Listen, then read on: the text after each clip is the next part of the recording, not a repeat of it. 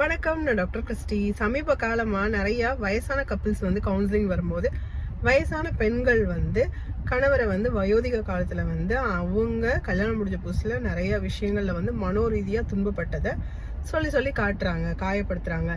வயசான காலத்தில் புரிஞ்சுக்க மாட்டேங்கிறா. நான் வயசு காலத்தில் அவளை புரியாமல் நிறைய தப்பு பண்ணியிருக்கேன், திட்டதான் செஞ்சுருக்கேன், எங்கள் அம்மாட்ட விட்டு கொடுத்துருக்கேன். ஆனால் இப்போ அதெல்லாம் புரிஞ்சு நான் அவளை நேசிக்க ஆரம்பிச்சிட்டேன். ஆனால் இப்போ அதை சொல்லி காமிச்சு என்னை வருத்தப்படுத்திக்கிட்டே இருக்கா அப்படின்னு நிறைய தாத்தா சொல்லுவாங்க. இது ஏன் அப்படின்னா, கல்யாணம் முடிஞ்ச புதுசில் அந்த புரிதல் இல்லாமல் அந்த பையனோட அம்மா அப்பா கிட்ட அந்த பொண்ணை ஈஸியாக விட்டு கொடுத்துருவாங்க. அவங்க தனியாக இருக்கும்போது அதை யோசித்து வருத்தப்பட்டு அழுது வந்த உடனேயும் இந்த மாதிரி பண்ணாங்க அவங்க அம்மா அப்படின்னு சொல்லும் போது, என் அம்மாவை நீ குறை சொல்லக்கூடாது அப்படின்னு யோசிப்பாங்களே தவிர, அவங்க எல்லாத்தையும் விட்டுட்டு வந்திருக்காங்க. அவங்களுக்கு வாய் விட்டு சொல்கிறதுக்கு கூட முடியாது, நம்மக்கிட்ட தான் ஷேர் பண்ண முடியும் அப்படிங்கிறத புரிஞ்சுட்டு அதை குறையா நினைக்காம ஜஸ்ட் வென்டிலேஷன் நினச்சா அந்த மனைவியை அந்த கணவனால் கம்ஃபர்ட் பண்ண முடியும்.